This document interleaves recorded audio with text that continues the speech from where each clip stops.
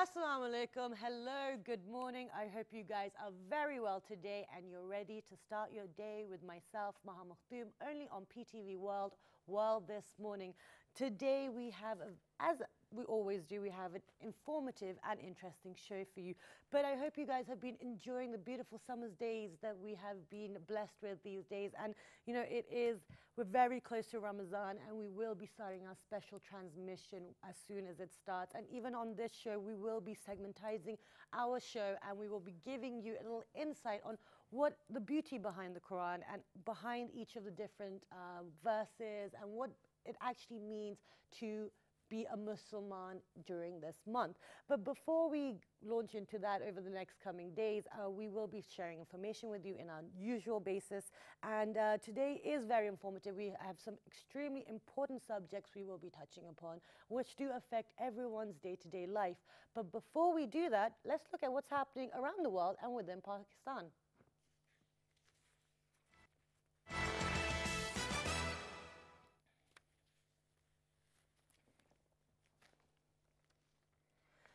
National University of Science and Technology has organized an exhibition of science projects to find out innovative and creative solutions for society in Islamabad. Excellent.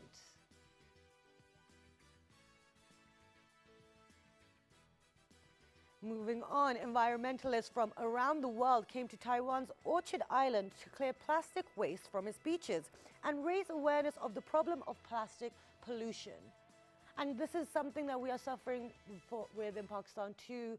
People are still littering and making things messy. Don't litter, guys. The cast and crew of Japanese drama Asako 1 and 2 made their way up Cannes' famous red carpet as the Japanese film got its premiere at the festival.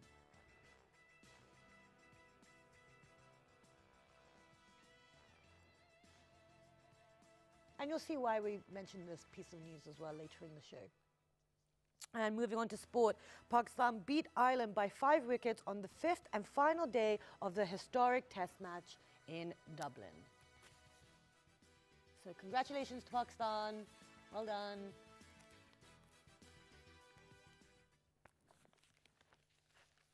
It's always such a natural feeling when Pakistan wins. You're like, yeah, that should have happened. But good luck to all the sport teams that are playing today as well in any form of sport that they may be doing. But now moving on, as I mentioned, we are going to be highlighting something important. Now, as we've mentioned before, health is very important. And we do have a show on PTV as well called Health is Wealth. And that saying, it's so true that I don't have any other way to put it, because without our health, without knowing what's happening to our bodies, we are not able to be as productive as we can possibly within society and within anything that we take on.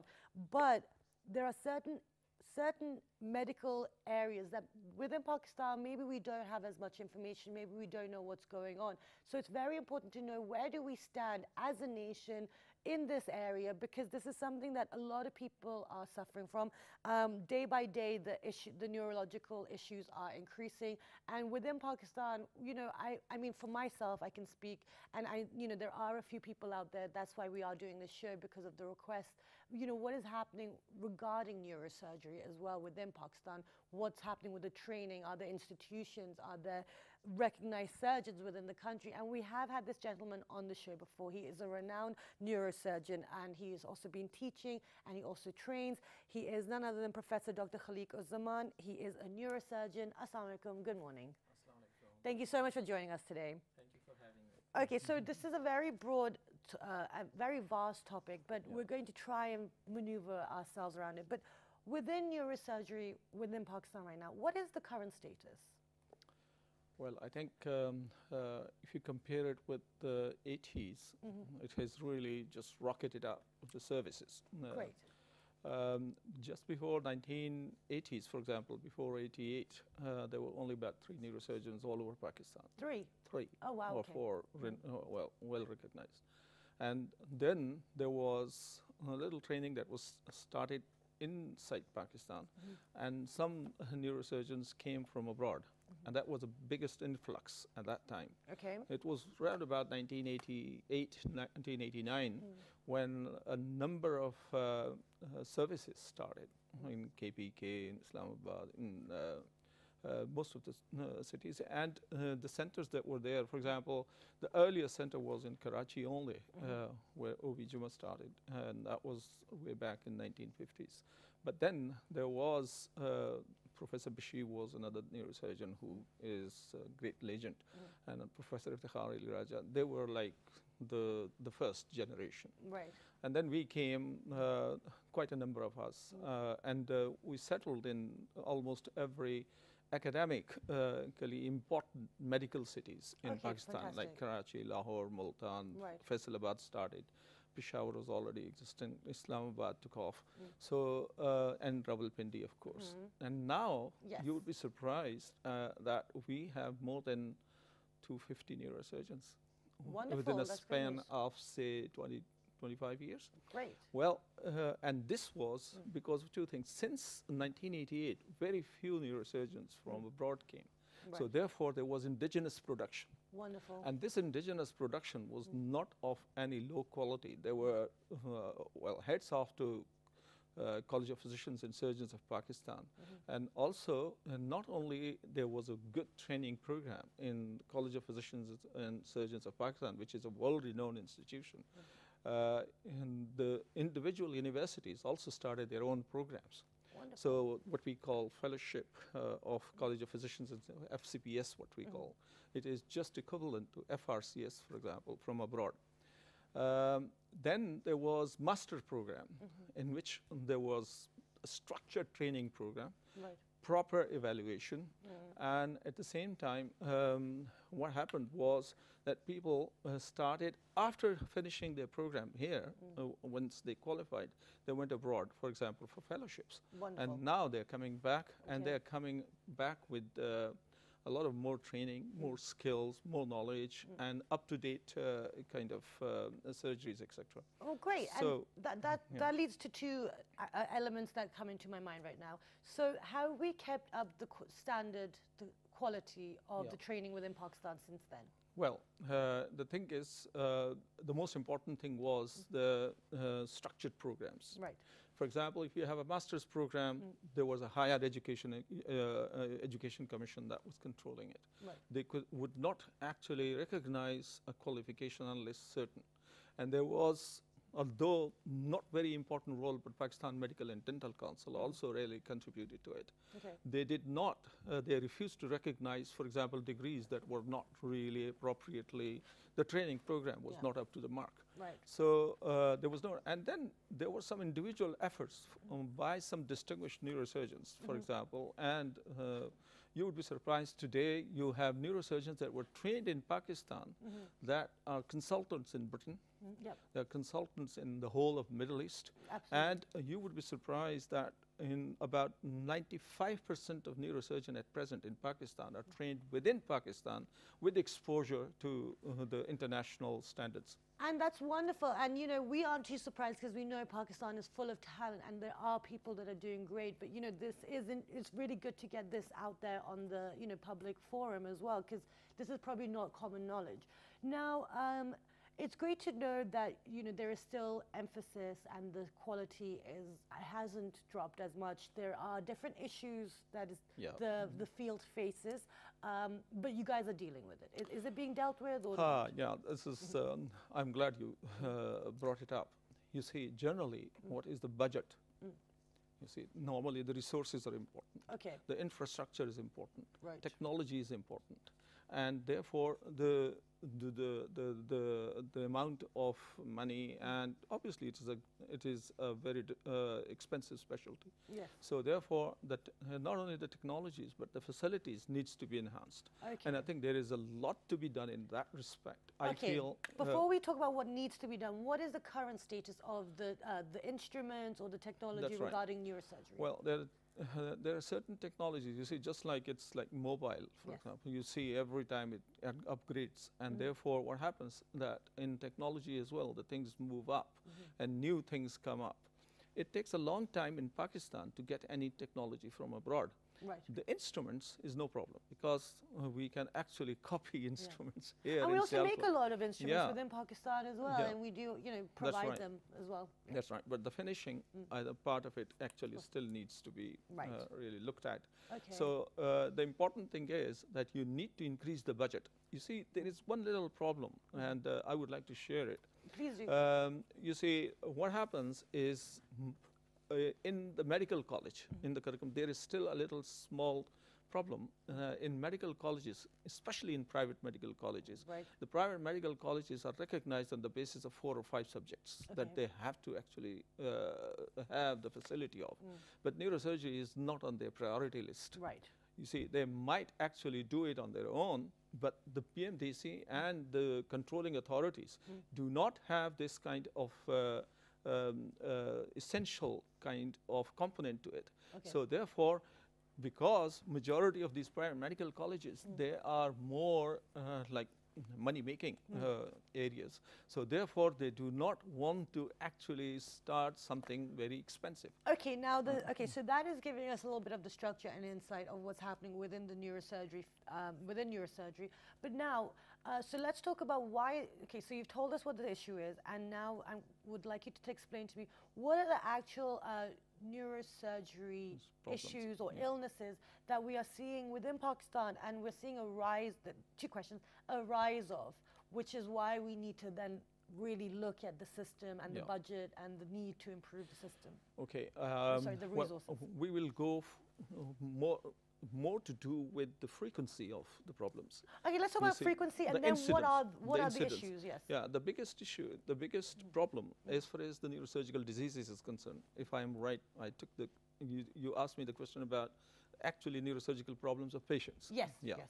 So the most important thing in this country, and I think the lack of facilities as well, because in the periphery there are no neurosurgical centers, as well as there is no good transport system. Right. So therefore, what has happened is, and we have carried out a study, a research in our department while I was working at PIMS, we analyze people study their successes. Right. We actually studied what are the kinds of patients that die, a majority of the patient in, for example, a neurosurgical unit. That's been published and it's all over the place. Okay. You would be surprised that more than 93% of the cases that died in our ward, they were nothing to do with cancer, nothing to do with bleeding or other problems, but they were to do with either head injury or spinal injury. Oh, really? So the most and the commonest cause was road road traffic accidents, and the highest number of people who died were the youngsters, the bread earners, and also most of them were motorcyclists. And the people, and then their second thing was the falls, for example, at home or from wherever, buildings, in the factories, etc., etc. And you see, not only in head injury, the most important thing is that whenever anybody sustains head injury, they lose consciousness. Yes. When they lose consciousness, at that very moment, you need to give them first aid. Okay. And the first aid is like ABC, which is almost everyone should know. If they don't know, is airway, breathing, and also the pulse, for example. And that is on the spot. And if that is not given, the patient would die on the spot. Okay. And quite a number of people die on the spot and they don't reach hospital. Right, okay. Similarly, while, for example, if somebody is taking them to the hospital, we don't have any structured ambulance services where the facilities are available to shift a patient safely to the hospital. Majority of the patients are brought by the attendants or by the people who are been there in the incident. They would drag them. Well, a very famous kind of visual that we had when one of our leaders actually fell down the stage, and the way he was dragged. What if he would have had a spinal injury, God forbid? Okay, yeah, and that's a good point, because we have had guests before as well, because of the immediate kind of reaction. Right. And I call it a second accident. Okay, that's a second accident. Well, and then what happens is when they reach, for example, emergency the hospital, the first people to encounter those patients, they are the ones who are actually in the emergency department. Yes, right. Now, unfortunately, the people in emergency department, our emergency departments are not really up to the mark, and we need, there are not a lot need to be done. Where ABC again, and so many other things that need to be done immediately. Okay, and So, that's let me finish.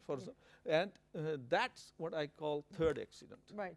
So first There's a lot of accident. accidents today. It's not very. You're not painting a very positive picture here. That's today. right. First accident is, people say, oh, it's from God and it happens and this, that. No, I think it's ignorance and negligence. Yeah. One has to actually push a lot of pressure, put a lot of pressure on this. Absolutely. Now And the thing is, because the thing is, I'm very aware of the time because I want to make sure that we cover the conversation. Now, you're highlighting a lot of the weaknesses within the system, which is absolutely fine. And unless we highlight them, we will not be able to correct them.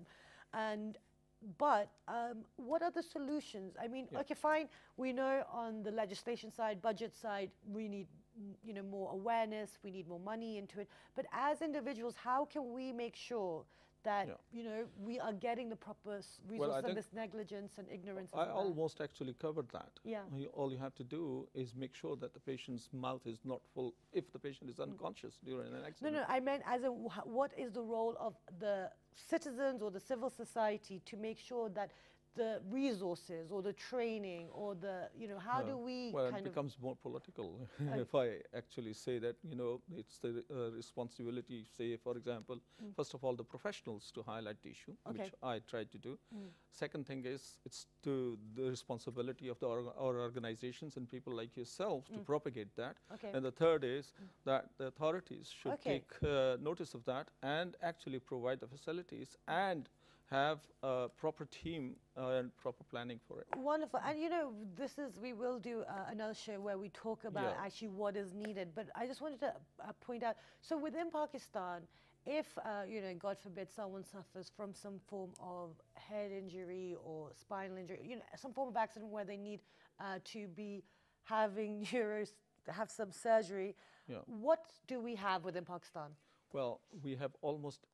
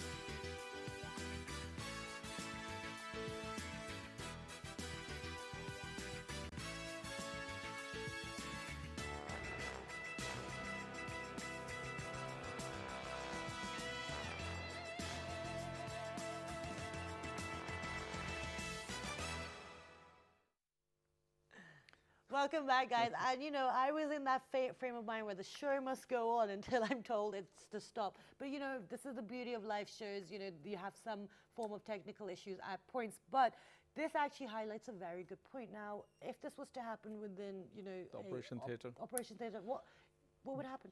Well, every operation theatre must have some supportive, for example, emergency services where we can have, for example, generator backup and everything else.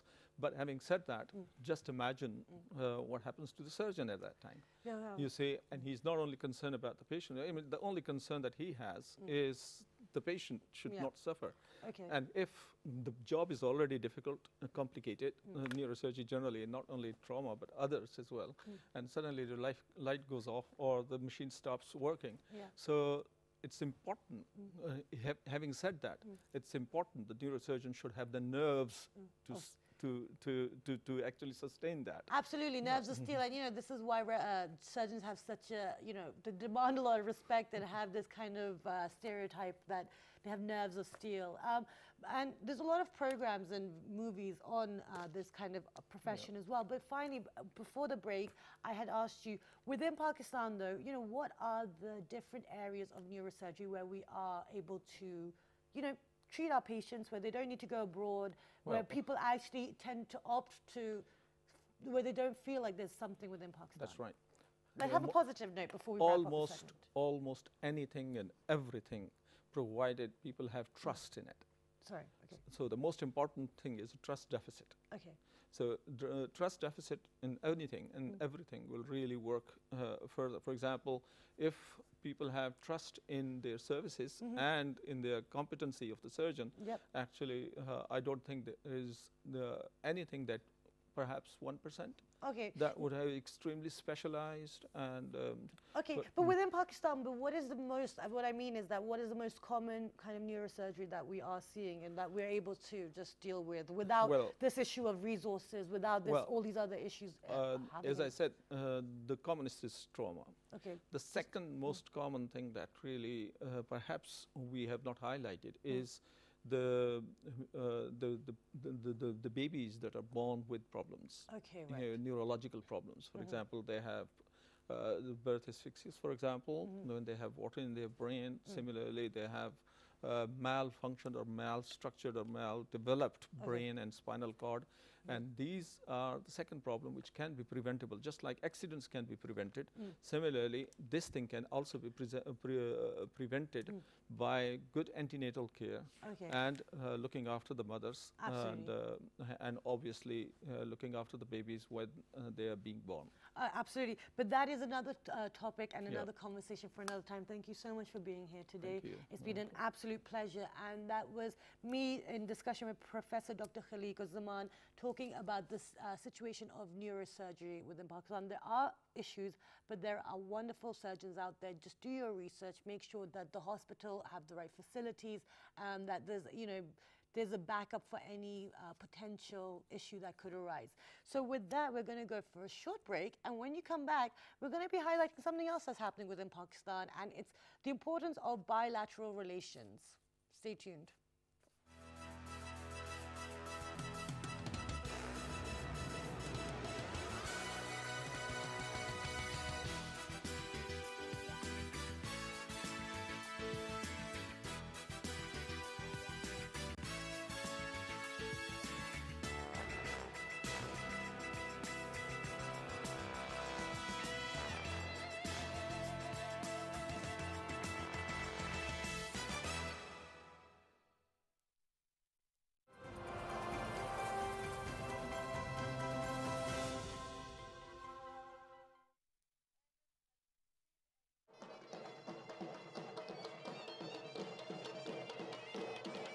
The Khatak dance from the mountainous terrain of the legendary Khyber Pass is performed by an all-male group of hardy tribesmen.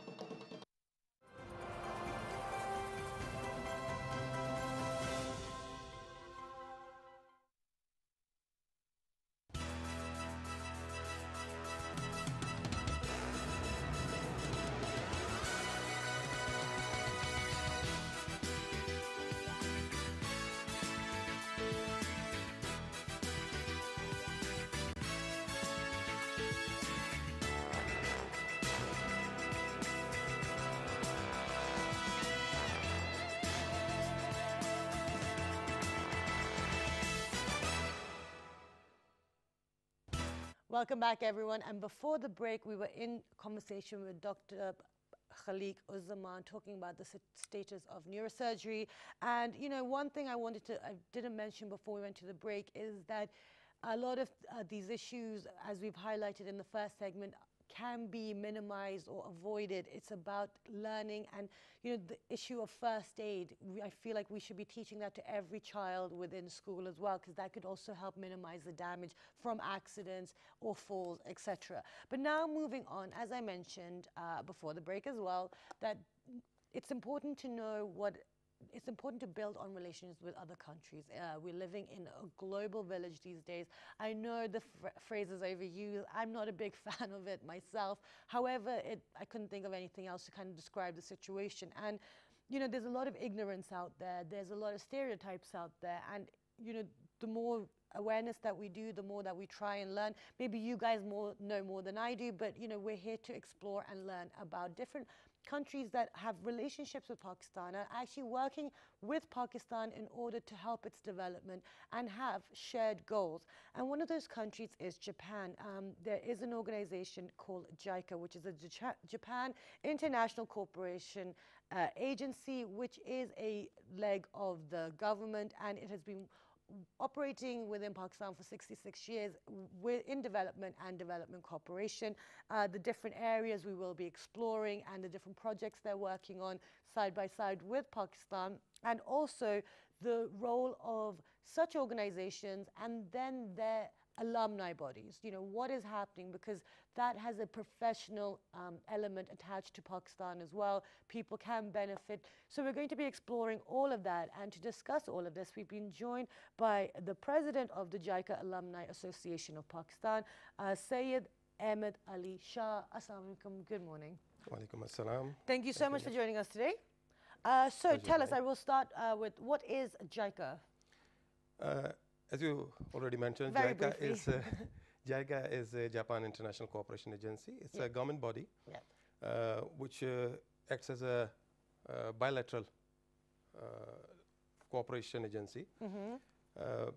It's just like USAID or DFID for United Kingdom. It provides basically technical cooperation, which includes the fundings we required, the technology transfer in terms of on-site trainings and trainings in Japan, and it also gives you equipment and buildings, whatever is necessary to achieve those goals of development, as we say. Okay. And it's been working in Pakistan. Last year, we celebrated 65 years of technical cooperation and bilateral Okay, funding. so now let's break this down. So what are the objectives? What was the need to bring JICA into Pakistan and, you know, have these development and these technological cooperation and assistance? Yeah, actually, as you know, that when a country is in a state of development, it requires assistance from within and outside of the country. And then when you need resources, you look for other countries that are working in the field and who are more advanced than you. And Japan is one of those countries who has been having excel in many fields of life. Okay. And that's how it has started working in Pakistan, developing as a development partner with the government of Pakistan. Okay. And then it works through the implementing agencies of the government. Okay. Now the thing is, so now what are the specific areas that you guys have been working on? We're talking very general. So, you know, you said there's technology that's being shared, information, or there's development corporations. But in what areas specifically have you done projects in? Actually, as I said, it's a bilateral agency. So it is dependent on the demand created by the government of Pakistan. Okay, which is? which changes from time to time to fulfill the gaps. And in that area, JICA has been a partner in education and health. It has been a major partner in developing several state-of-the-art children hospitals in Pakistan. It works on infrastructure. So there are several major roads which has been funded by Japanese grants. Then it also works in the wake of calamity and the disasters. Okay, and also, I mean, what I was trying to actually get at, the angle that I was going for was specific projects. For example, they have given PTV training. You know, PTV employees have gone and they've done training. So they're investing in, you know, kind of sharing information regarding training in media and journalism or production. So regarding education, are there any specific areas that you guys, you know, so that people are aware of the, because that's the thing, I feel like when organizations are working within Pakistan, the reason why the stereotypes are attached to them, or people are a bit more questioned, they have their little reservations, is because the specific information isn't there. So regarding education, because it's not just JICA, you know, it's the JICA Alumni Association as well, you know, which has got the professional connections as well within Pakistan. What specific, so for example, you know, female education, you know, in the rural areas. Is that something that, you know, is something that JICA would be interested in or has invested in regarding health? Or regarding health, would it be what we were talking about earlier, neurosurgery, different kind of so is that the type of projects you guys are involved in? Yes, it's very much involved in that kind of projects. Okay, and especially Japan has a philosophy of working together. Okay. So it's not only by the government agencies, they want to work with the communities and the affected parties. Okay. So the projects which are having more community-driven activities are welcomed and prioritized. Okay. Deprived areas which have less health or education or other facilities, like disaster management was a major problem in Pakistan, especially after this 2005 earthquake and then subsequent flash floods. So there was a need for coming up with a strategy and a policy paper for the Pakistan. So Japan has invested in that as a technical cooperation, and they have given the support in that, where Japanese experts were also part of the team. And then in the this power sector, which is one of the main issues right at the moment, a few years back, JICA has supported a technical study to find out the gaps and potential of the power generation sector in Pakistan and the options which can be developed in the time with the government of Pakistan, with Ministry of Water and Power. And they have given a 20 years program that how the least cost development options can be opted for Pakistan. Wonderful. So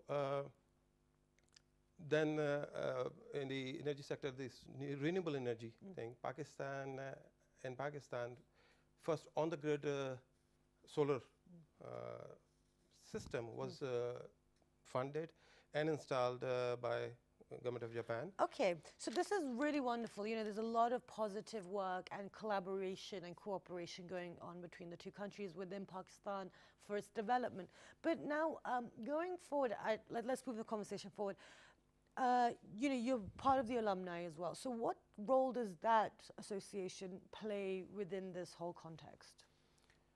Yes, JICA Alumni Association is a body for which you can become a member once you receive a training in Japan. Okay. So the Japanese technical cooperation is a bilateral thing. So it trains government officers or government employees or their counterparts in all around the world, and they have been chosen for training in Japan. So once they gone through that training, they come back here, and then in all these countries, they organize themselves into alumni associations. In like JICA alumni associations are in one or three countries around the world. Amazing. And it's a group of professionals who have been trained in different fields of development, and that resources available for the countries. So like myself, I've been trained in Japan. Now, after coming back to Pakistan, this organization provides us a platform where we can sit together and experience the cooperation and networking within the alumni, which gives us the access to information, and like, you know, in the government bodies, mostly people went from one department, and when they come back, they are posted somewhere else. So now they have some certain information, some training and expertise, but they cannot implement it in that very department they're posted in. Okay. But this network gives you the flexibility of implementing your thoughts and ideas into field through some of your colleagues. Maybe you're not there, but somebody else is there. Okay. So you can share those information with them, and you can develop programs there. Wonderful. So the concept of sharing and kind of benefiting as a unit rather than individuals. Yes. That's great. Yes. And it's like in the other trainings, what happens is that you come back and there's no connection between you and the country or the organization that has trained you. But in the case of Japan, that's different. Okay. So they keep you connected through different ways and means. They invite you into their programs. You can bring those people in your programs. Like Japanese government has been supporting, they have a program of It's okay. So. You've forgot to switch off your phone and someone is not watching TV. Okay, continue. That's fine. Sometime. Yeah. Okay, we'll be there in one moment. Yep, okay, perfect. Continue. So what happens in that situation, that you can also implement, bring volunteers from Japan. Right.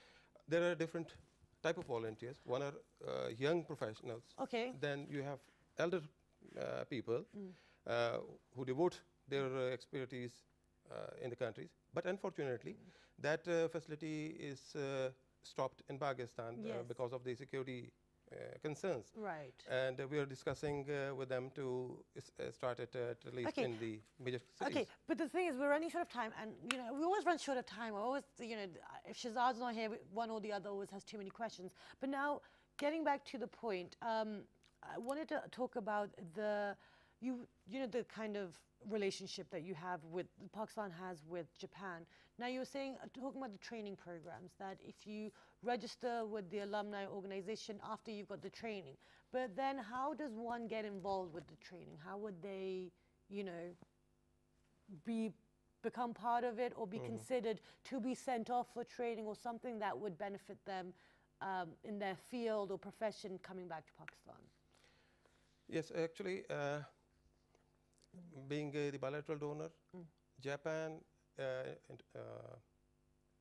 publicized all its trainings through EAD, Economic Affairs Division in Pakistan, and then that is gone to the line ministries, and then the departments for that matter.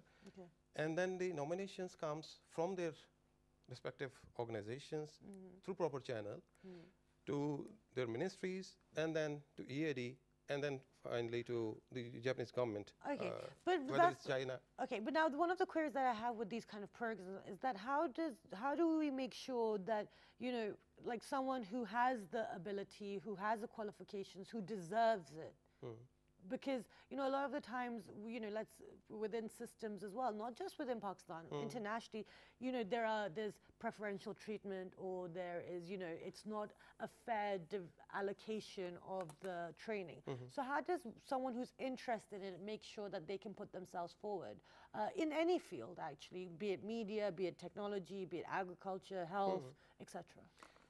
Yeah, that's a universal problem. But in the case of Japanese, they're very specific about things, and they're very elaborated in their procedures and systems.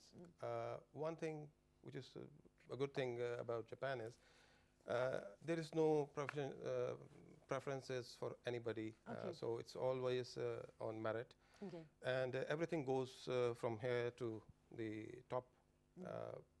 So that's more transparent thing. Okay, wonderful. But if somebody is interested, I would suggest them to get connected to EAD. They have a foreign aid section, and then there are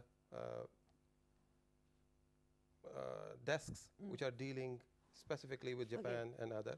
So all these trainings goes to them, and then that has been circulated. Okay, wonderful. Okay, so just final question regarding this kind of cross-cultural, cross-boundary, is that the right word, for these trainings, regarding the visas and, you know, allocation of that, is that riddled with hurdles, or is that a relatively easy process? No, actually, if you're talking about the trainings, that is official. Yes. And when it is official, there's no hurdle whatsoever. Oh, fantastic. In that, because it is state-sponsored. So the Japanese government is sponsoring you for that training. So they take care of everything, which includes from Pakistan to Japan and coming back. Great. So everything has been taken care of, and they're very detailed in their work. They're very courteous and very willing to support anyone. So we have to take the advantage of available resources if we want to grow ourselves. Absolutely. Because the basic problem in development in Pakistan is that we are not prepared for development, actually. So we have to understand and plan and implement for the long term. Absolutely. That what kind of priorities we have and where technical assistance is required. Absolutely, but we've actually run out of time. Thank you so much for being here today. Thank you very much. It's been a pleasure speaking to you. It is a pleasure. Thank you. And that was our information on the relationship Pakistan has with Japan and what role within Pakistan are Japan playing. And, you know, the idea that I have when, you know, whenever I see like anything related to Japan or Japanese culture, or when we have met with the embassy and the ambassador and his wife, previously we did an interview, very polite, very humble people, you know, very receptive. And yeah, so it's an area I feel that if you guys are interested, do explore it. And do check out these websites, because there are opportunities for training and, you know, getting funding for it as well. So now we have run out of time. I hope you guys have enjoyed the show. If you would like any information about what we spoke in the first half of this segment of the show, which was on neurosurgery, or on the second half, how you would like to connect with, you know, finding out what trainings and funding are going on, log on to our Facebook fan page, which is with the name of World This Morning, our Twitter page, World This Morning without a G, our Daily Motion and YouTube page, World This Morning, and the repeat is at 11 p.m. this evening, and it will be uploaded after the repeat tomorrow morning. We will see you bright and early. Have a great day.